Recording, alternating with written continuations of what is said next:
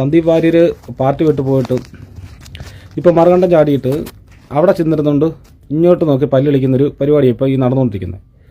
ഈ ഇവിടുത്തെ സംഘപരിവാർ പ്രസ്ഥാനത്തിലുള്ള അല്ലെങ്കിൽ വളർന്നു വരുന്ന തലമുറയുടെ ഉള്ളിലോട്ട് വിഷം കുത്തി വെച്ചത് ആരാണെന്ന് നിങ്ങൾക്കെല്ലാം അറിയാം. സോഷ്യൽ മീഡിയയിലൂടെ വളർന്നു വന്ന ഈ സന്ദീപ് എന്ന് പറയുന്ന ഈ മറ്റേ മോന അവൻ അന്നിട്ട് ഇപ്പം മറുകണ്ഠം ചാടിയിട്ട് വീണ്ടും അവിടെ നിന്നുകൊണ്ട് ഇങ്ങോട്ട് പല്ലിളിച്ച് കാണിക്കുക. നിങ്ങളൊന്ന് ആലോചിച്ച് നോക്കണം. ഈവൻ ഈ സോഷ്യൽ മീഡിയയിൽ അല്ലെങ്കിൽ സോഷ്യൽ മീഡിയകളിൽ വളർന്നു വന്നൊരു ഒരു ഫ്രോഡ്, അന്നേരം കാണുന്നവനെ അപ്പ എന്ന് വിളിക്കുന്ന ഒരു ഫ്രോഡാണ് ഈ സന്ദീപ് വാര്യർ. അവൻ എന്നിട്ട് മറുകണ്ഠം ചാടിയിട്ട് ഇവിടെ വന്നിട്ട് ഇപ്പം ഞങ്ങളങ്ങനെ പറഞ്ഞു നിങ്ങളിങ്ങനെ ഇതിൽ ഏറ്റവും കൂടുതൽ അതായത് ഇവർക്കെതിരെ സംസാരിച്ചിട്ടുള്ളൊരു വ്യക്തി ആരാണ് നിങ്ങൾ തന്നെ ചിന്തിച്ച് നോക്ക്.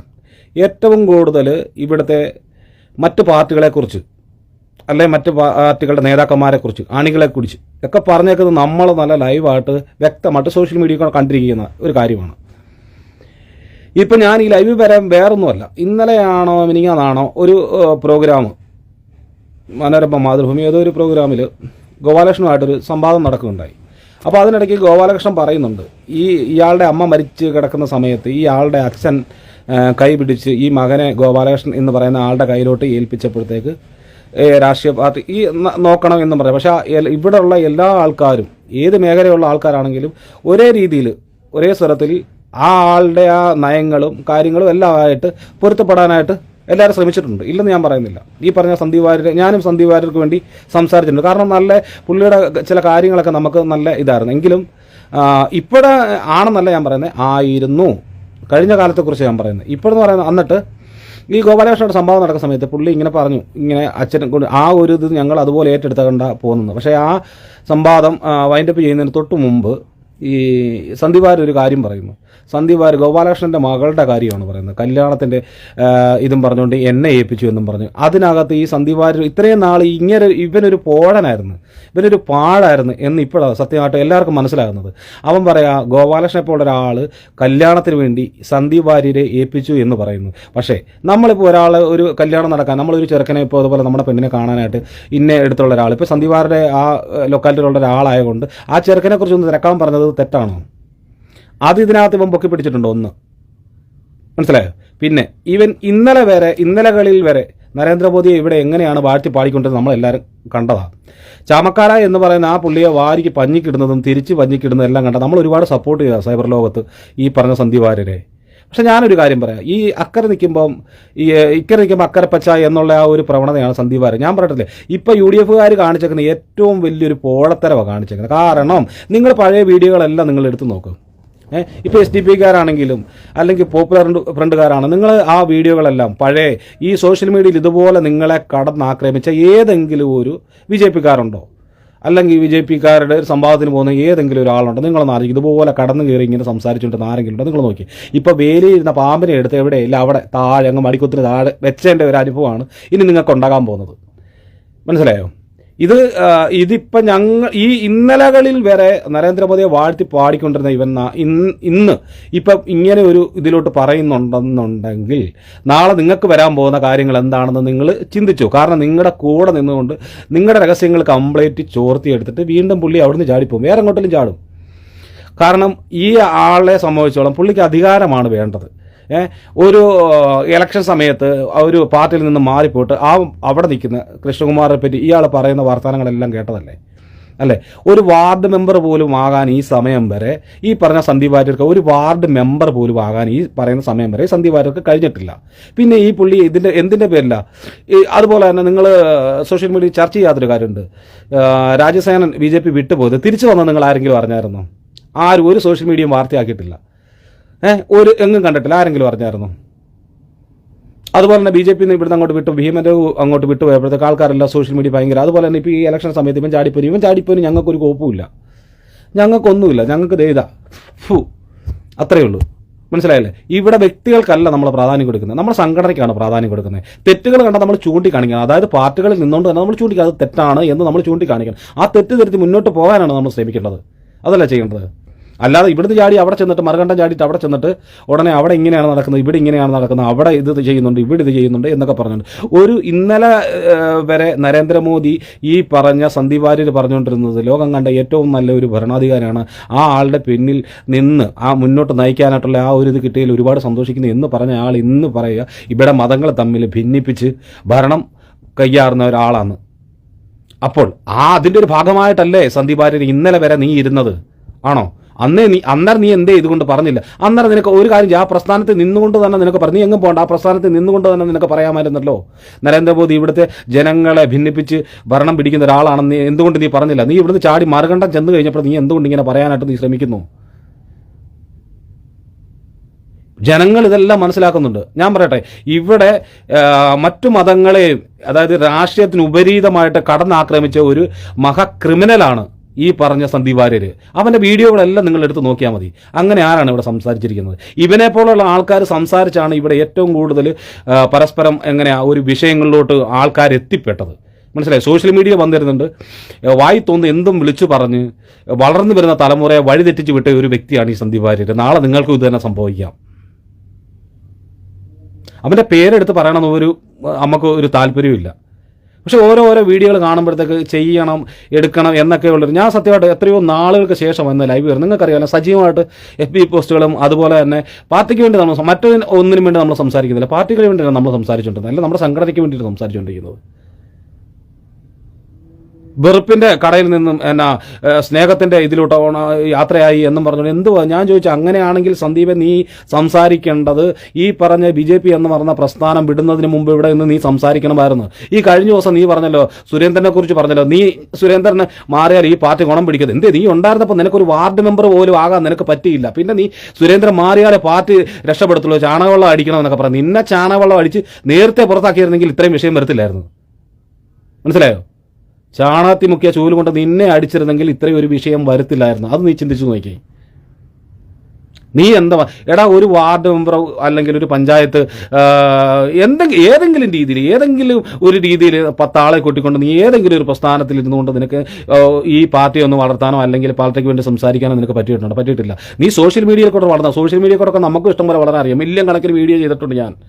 അതൊക്കെ വിട്ടിട്ട് നമ്മളും പോകുന്നതാണ്. മനസ്സിലായില്ലേ? സോഷ്യൽ മീഡിയ എന്ന് പറയുന്നത് ജനങ്ങൾ അങ്ങോട്ടും ഇങ്ങോട്ടും സംവാദം നടത്താനുള്ളതാണ്. ആരെന്ത് പറഞ്ഞാലും നമ്മൾ ഇങ്ങോട്ടത് കേൾക്കണം. അത് തെറ്റാണെങ്കിലും ശരിയാണെങ്കിലും നമ്മളത് അംഗീകരിക്കണം. അങ്ങനെയാണ് നമ്മളിത് മുന്നോട്ട് കൊണ്ടുപോകുന്നത്, അല്ലേ? നിന്നെപ്പോലുള്ള കൃമികീടങ്ങൾ ഈ പാർട്ടിയിൽ ഇല്ലായിരിക്കുന്നത് നല്ലത്.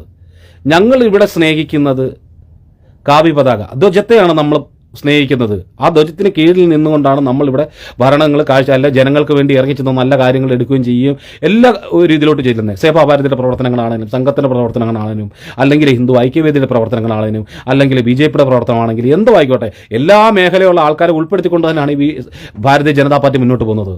നീ പറയുന്ന പോലെ നീ ഇപ്പോൾ അവിടെ ചെന്ന് നിനക്കൊരു സീറ്റിന് വേണ്ടിയാണ്, നീ എവിടെ സീറ്റിന് എവിടെ പോയി എവിടെയെങ്കിലും നിന്ന് നിനക്ക് UDF നിന്ന് ഏതെങ്കിലും ഒരു സ്ഥലത്ത് നിന്ന് നിനക്കൊന്ന് ജയിച്ച് കാണിക്കാമോ? നീ അടുത്ത പ്രാവശ്യം സീറ്റ് എവിടെയെങ്കിലും നിന്ന് മത്സരിക്കുക.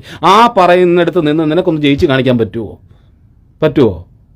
പിന്നെ എന്തിനാ സന്ദീപ ചുമ്മാ നീ കയറി കിടന്ന്? നീ സോഷ്യൽ മീഡിയ വന്നാൽ നിന്നെ വാരിയിട്ട് അലക്കാൻ ഇവിടെ ആൾക്കാരുണ്ട്, ഇല്ലെന്നല്ല. മനസ്സിലായി? നിന്നെ സപ്പോർട്ട് ചെയ്ത് അതേ ആൾക്കാർ തന്നെ തിരിഞ്ഞു നിൽക്കുകയാണ്. അത് നീ മനസ്സിലാക്കുക. സുരേന്ദ്രനല്ല ഇവിടെ BJPയുടെ നമ്മുടെ ഒരിത്. ഓരോ മേഖലകളിൽ നിൽക്കുന്ന ആൾക്കാർ വ്യക്തിത്വം. ഇപ്പം ഞാൻ പറയട്ടെ, കൃഷ്ണകുമാറിനെ തന്നെ ഇവിടെ നിന്ന് കൃഷ്ണകുമാറിനെക്കാലം കൂട്ട് എന്തുകൊണ്ട് ശ്രീധരൻ സാറിന് അവിടെ കിട്ടിയത്? എന്തുകൊണ്ടാണ് കിട്ടിയത്? പുള്ളിക്ക് വ്യക്തിപരമായിട്ടുള്ളൊരു ഇമേജ് ഉണ്ട്, ഇല്ലേ? അതിൻ്റെ പേരിലുള്ള ആ ഇമേജ് കിട്ടിയ കുറേ വോട്ടുകൾ പുള്ളി അവിടെ നേടിയെടുത്ത്. എന്ന് പറഞ്ഞാൽ ഇവരുടെയൊക്കെ വർത്തമാനം കേട്ട അതിൻ്റെ സിറ്റിംഗ് സീറ്റ് BJPക്ക് നഷ്ടപ്പെട്ട പോലെയാണല്ലോ നിങ്ങൾ സംസാരിക്കുന്നത്. അല്ല, ഞങ്ങൾ 2ാം സ്ഥാനത്താണ് വന്നിരിക്കുന്നത്. കാലകാലങ്ങളിൽ ഞങ്ങൾ വളർന്നു 4 പേര് കൂടി കഥ പറഞ്ഞ ഒരു പ്രസ്ഥാനത്തിൽ നിന്നും ആ പ്രസ്ഥാനം വളർന്ന് അതിൽ നിന്നും ഒരാൾ ഇന്ന് ഇന്ത്യ ഭരിക്കുന്നുണ്ടെങ്കിൽ ഞങ്ങൾ അന്ന് കഥ പറഞ്ഞത് നമ്മളവിടെ കുട്ടിയും കോലും കളിച്ച അല്ലെ വട്ട് കളിച്ച കാര്യമല്ല പറഞ്ഞു. നാളകളിൽ നിങ്ങൾ കണ്ടായിരുന്നു താണ്ഡവം എന്ന് പറയുന്ന സിനിമ കണ്ടായിരുന്നോ? അതിനകത്ത് നമ്മുടെ മൺമറഞ്ഞു പോയ നെടുപടിമേണ ഒരു കാര്യം പറഞ്ഞു, ഈ കൂടിയിരിക്കുന്ന ജനങ്ങൾ ഞങ്ങളിവിടെ തമാശ പറഞ്ഞോ അല്ല കളികളോ പറഞ്ഞോ ഇരിക്കാൻ വേണ്ടിയല്ല വന്നിരിക്കുന്നത്. നാളകളിൽ ലക്ഷ്യം, നാളേക്കുള്ള ലക്ഷ്യം, നാളെ എന്താണ് ചെയ്യേണ്ടത് എന്നതിനെക്കുറിച്ച് ഞങ്ങൾ ആലോചിക്കാൻ ഇരുന്നെന്ന് പറഞ്ഞ് അതേ ഒരു ലക്ഷ്യത്തോടെയാണ് അന്ന് 4 പേര് കൂടി ഇരുന്ന് കഥ പറഞ്ഞ ആ പ്രസ്ഥാനത്തിൽ നിന്നും വളർന്ന് ഇന്ന് ഇന്ത്യ ഭരിക്കാൻ ഒരാളുണ്ടായിട്ടുണ്ടെങ്കിൽ നിങ്ങളൊന്ന് ആലോചിച്ച് വെക്കണം. എല്ലാ മേഖലയും നമ്മുടെ കേരളത്തിൽ മാത്രമേ ഇത്ര വർഗീയതയായത്. എന്തുകൊണ്ട് അങ്ങനെ ആയത്? ഈ സന്ദീപ് വാര്യരെ പോലുള്ള പറഞ്ഞു കഴിഞ്ഞാൽ കൂടി അങ്ങനെയുള്ള വൃത്തികെട്ട, അതായത് 4 കാലിയുടെ ജന്മമുള്ള, അങ്ങനെ തന്നെ പറയണം, ഒരു 4 കാലിയുടെ ജന്മമുള്ള സന്ദീപ് വാര്യരെ പോലുള്ള ആൾക്കാർ കാരണമാണ് കേരളത്തിൽ ഇന്നും പരസ്പരം അങ്ങോട്ടും മുസ്ലിമും ഹിന്ദുവും ക്രിസ്ത്യാനിയായിട്ട് ഇതുപോലെ സ്പർദ്ധ വളർന്നത്. ഇവനെപ്പോലുള്ള ആൾക്കാർ സോഷ്യൽ മീഡിയ വന്നിരുന്ന് സംസാരിക്കുന്നതിൻ്റെ പേരിലാണ് ഏറ്റവും കൂടുതൽ. എനിക്ക് ഇഷ്ടം പോലെ സുഹൃത്തുക്കളുണ്ട് എല്ലാ മേഖല. എൻ്റെ വിശ്വാസവും എനിക്ക് രാഷ്ട്രീയ ബോധവും എനിക്കുണ്ട്, അതുപോലെ തന്നെ എല്ലാവർക്കും അതിൻ്റെ സ്വാതന്ത്ര്യമുണ്ട്. പക്ഷെ അത് ആ രാഷ്ട്രീയത്തിൻ്റെ ബേസിലായിരിക്കണം. അതിനകത്ത് നമ്മൾ മറ്റുള്ളവരെ വലിച്ചു കയറ്റിയിട്ട് സംസാരിക്കാനും എടുക്കാനും നമ്മൾ നിൽക്കരുത്. ഒരു 4 വോട്ടിന് വേണ്ടി നമ്മൾ ഈ എന്തെങ്കിലും ഒന്ന് വിളിച്ചു പറയുമ്പോഴത്തേക്ക് ഇന്നലെ നാളെ നമ്മൾ ഒരാളുടെ നേരെ ഇങ്ങനെ വിരൽ ചൂണ്ടുമ്പോൾ 4 വിരൽ നമ്മുടെ നേരെ ചൂണ്ടുന്നുള്ളത് സന്ദീപെ നീ മനസ്സിലാക്കണം. മനസ്സിലായോ? നിന്റെ പോസ്റ്റുകളെല്ലാം നീ എല്ലാം മുക്കിയിട്ട് ഒത്തിരി പോസ്റ്റുകൾ മുക്കിയിട്ടുണ്ട്. അതിന് ഇഷ്ടംപോലെ നമ്മുടെ പിള്ളേരുടെ ഇഷ്ടംപോലെ സാധനം ഇരിപ്പുണ്ട്. ഇതൊക്കെ എടുത്ത് പഞ്ഞിക്കിടാത്തിരിക്കുന്നതിൻ്റെ കാര്യം എന്നാണെന്നറിയോ? കഴിഞ്ഞ ദിവസം ഒന്നും വേണ്ട, ചാമക്കാലെ ഒരു പയ്യൻ വിളിച്ചിട്ട് ചീത്ത പറയുന്നത് കേട്ടായിരുന്നു. താൻ പല തൊണ്ടൊക്കെ ഉണ്ടായാന്നും പറഞ്ഞിട്ടുണ്ട് കേട്ടോ. അതൊക്കെ അതാണ് ഈ രാഷ്ട്രീയം എന്ന് പറയുന്നത്. എപ്പോഴും അങ്ങോട്ടും ഇങ്ങോട്ടും ചാടിച്ചാടിക്കും. പക്ഷേ നമ്മൾ ഒരു പ്രസ്ഥാനം വിട്ട് ഒരു പ്രസ്ഥാനത്തിന് ആ പ്രസ്ഥാനത്ത് നമ്മൾ കുറ്റം പറഞ്ഞുകൊണ്ടല്ലോ ചെയ്യേണ്ടത്. അവിടെ ജനങ്ങൾക്ക് വേണ്ടി നമ്മൾ നല്ലത് ചെയ്തിട്ട് നമ്മൾ രാഷ്ട്രീയത്തിലോട്ട് സജീവമായിട്ട് ഇറങ്ങണം. അല്ലെങ്കിൽ മറ്റൊരു പ്രസ്ഥാനത്തെ കുറ്റം പറഞ്ഞുകൊണ്ട് ഇപ്പം ഭീമൻ്റെ ഇവിടുന്ന് അങ്ങോട്ട് പോയപ്പോഴത്തേക്ക് അയ്യോ ഞാൻ നരേന്ദ്രമോദിയുടെ ഇത് കണ്ട അല്ലെ ഇമേജ് കണ്ടിങ്ങി വന്ന ഞാൻ തിരിച്ച് പിണറായി വിജയൻ ഇത് കണ്ടുകൊണ്ടാ പോകുന്നു പറഞ്ഞുകൊണ്ട് തിരിച്ച് അങ്ങോട്ട് എന്നിട്ട് സന്ദീപ് വാര്യർ എൻ്റെ അത് തന്നെ കറക്റ്റ്. അത് ഞാൻ എടുത്ത് പറയുന്നില്ല, അത് തന്നെ ഇതിൻ്റെ വില പോലും ഇല്ല. അത് ഞാൻ പറഞ്ഞ ആൾക്കാരുടെ ജന്മമാണ് സന്ദീപ് വാര്യർക്ക്. ഇതുപോലെ തന്നെ ഭീമൻ്റെ പോയപ്പോഴത്തേക്ക് ഭീമൻ്റെ ഇങ്ങനെ പറഞ്ഞില്ലേ. പക്ഷേ അന്നേരം പുള്ളി കുറേ സോഷ്യൽ മീഡിയയിൽ കിടന്നിട്ട് ഭയങ്കര ഇതുണ്ട്. അത് കഴിഞ്ഞിട്ട് പാർട്ടിക്കാരെ തന്നെ ചവിട്ടി പുറത്താക്കിയില്ല. എന്തുകൊണ്ടാണ് പറഞ്ഞത്? നമ്മൾ മറ്റൊരാളെ കുറ്റപ്പെടുത്തുമ്പോഴത്തേക്ക് ഈ പറഞ്ഞ അടക്കം പറയുന്ന ഏത് പാർട്ടിയാണെങ്കിലും UDF ആണെങ്കിലും LDF ആണെങ്കിലും BJP ആണെങ്കിലും ഇതിലെ നല്ല അറിവുള്ള വിവരമുള്ള ആൾക്കാർ ഇന്ന് നരേന്ദ്രമോദിക്ക് വേണ്ടി നല്ലത് മനുഷ്യൻ നല്ലത് ചെയ്തിട്ടുള്ളൂ. ഇന്ന് ലോകരാഷ്ട്രങ്ങൾ 5ാം സ്ഥാനത്തേക്ക് ഒരു 2-3 വർഷത്തിനുള്ളിൽ അത് 3ാം സ്ഥാനത്തിലേക്ക് എത്തും. അതുകൊണ്ട് സൈന്യബലത്തിൽ എവിടെ നിന്നതാണ്? ഇതൊക്കെ നമ്മൾ ചിന്തിക്കേണ്ട കാര്യങ്ങൾ. റോഡ്, വെള്ളം, കറണ്ട്, വീട്, ഇതെല്ലാം എല്ലാ സംസ്ഥാനങ്ങൾക്കും അവരെ അംഗീകരിക്കുന്ന അല്ലെ അവർക്ക് ഏതാണോ അവിടെ വേണ്ടത് ആ കംപ്ലീറ്റ് ആയിട്ടുള്ള കാര്യങ്ങൾ നരേന്ദ്രമോദി സർക്കാർ ചെയ്തു കൊടുക്കുന്നുണ്ട്. നിങ്ങൾ പറയാതെ തന്നെ ചെയ്തു കൊടുക്കണം. വയനാടൊക്കെ ഒരുപാട് ഇത് ചെയ്തിട്ടുണ്ട്. എന്തുകൊണ്ടാണ് ഇപ്പോഴും ഈ ലാസ്റ്റ് വന്നപ്പോഴും പ്രിയങ്ക ഗാന്ധി അവിടെ വന്നു കഴിഞ്ഞപ്പോഴത്തേക്ക് ഇങ്ങനെ ഇതായത്? ഞാൻ പറഞ്ഞത് അതൊക്കെ ഒരു കുടുംബത്തിന് വേണ്ടിയാണ്. ഞങ്ങൾക്ക് ഇവിടെ കുടുംബമല്ല, ഞങ്ങൾക്ക് പ്രസ്ഥാനമാണ്. ആ പ്രസ്ഥാനം ജനങ്ങൾക്ക് വേണ്ടി സംസാരിക്കുകയാണ്, ജനങ്ങളുടെ കൂടെ നിൽക്കുന്ന പ്രസ്ഥാനമാണ്. ഇവിടെ സോഷ്യൽ മീഡിയയിൽ ഒരുപാട് ആൾക്കാർ വന്നിട്ട് അങ്ങോട്ടും ഇങ്ങോട്ടും തള്ളുകയും എടുക്കുകയും കാര്യങ്ങളൊക്കെ പറയും. അവിടെയൊക്കെ സ്വയം നമ്മൾ ചിന്തിക്കണം. വിവരമുള്ളവരല്ലേ, മലയാളികൾ വിവരമുള്ളവരല്ല. നിങ്ങൾ ചിന്തിക്കുക. ഈ പറഞ്ഞ സന്ദീപ് വാര്യരുടെ നാളുകളിൽ ഈ പറഞ്ഞ UDFന്റെ കംപ്ലീറ്റ് കളവും മനസ്സിലാക്കിയിട്ട് അതും പറഞ്ഞുകൊണ്ട് നാളെ UDFനെയും BJPയെ ഒരുപോലെ കുറ്റം പറഞ്ഞു LDF വരത്തില്ല എന്നത് ഉറപ്പ്, അല്ലെങ്കിൽ ആം ആദ്മി പാർട്ടി പോകത്തില്ലെന്ന് എന്താ ഉറപ്പ്? ഇത്ര കാലം ഇവന്റെ വർഷങ്ങളായിട്ട് ഇവന് BJPയിൽ ഇതുപോലെ സജീവമായിട്ട് നിൽക്കുന്നതെന്ന് പറയുന്നത് എവിടെ നിൽക്കുന്നു? ഒരു വാർഡ് മെമ്പർ പോലും ആയിട്ടില്ലാത്തവനാണ് ഇതുപോലെ രോഷം കൊണ്ട് ഇവിടെ സംസാരിക്കുന്നത്.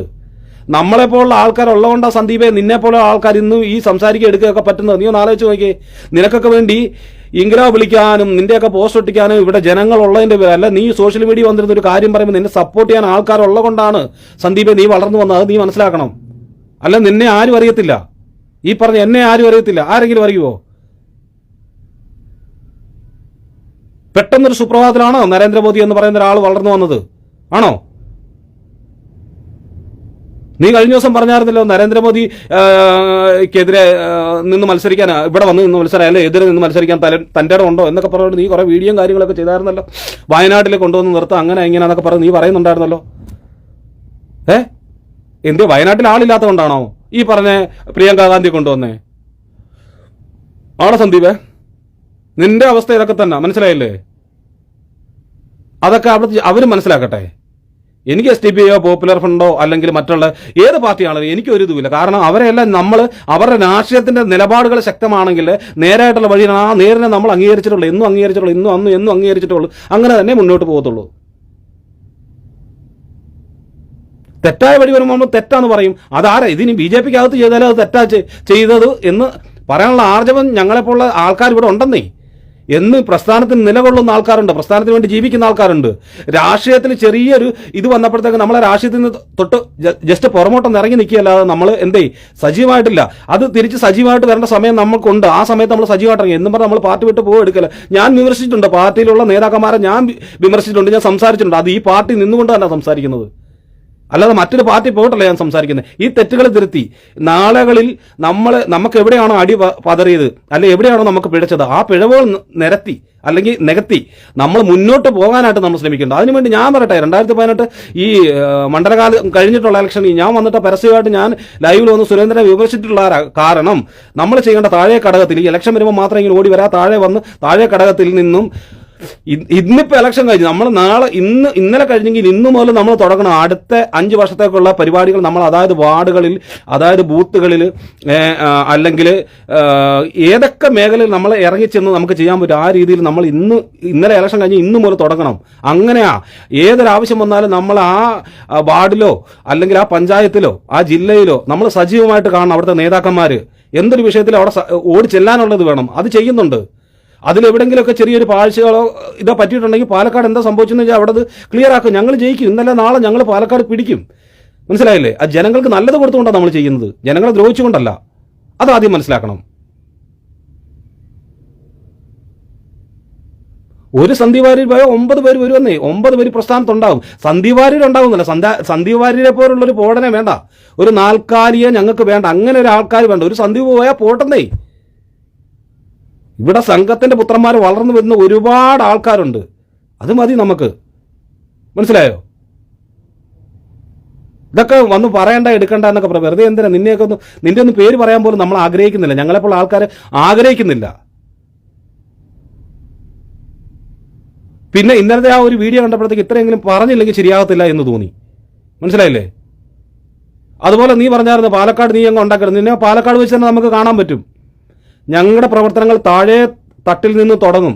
അത് മിനിങ്ങാന്ന് ഇലക്ഷൻ കഴിഞ്ഞിട്ട് ഇന്നലെ തുടങ്ങിയിട്ടുണ്ട്. അതാണ്, പഴയ പോലെ അല്ല. ഇന്നലെ നാളെ നമ്മൾ കേരളം ഭരിക്കും. ആ ഭരിക്കുമ്പോഴത്തേക്ക് ജനങ്ങൾക്ക് മനസ്സിലാകും ഇത് കുറച്ച് നേരത്തെ എന്തേ ചെയ്തില്ല എന്ന്.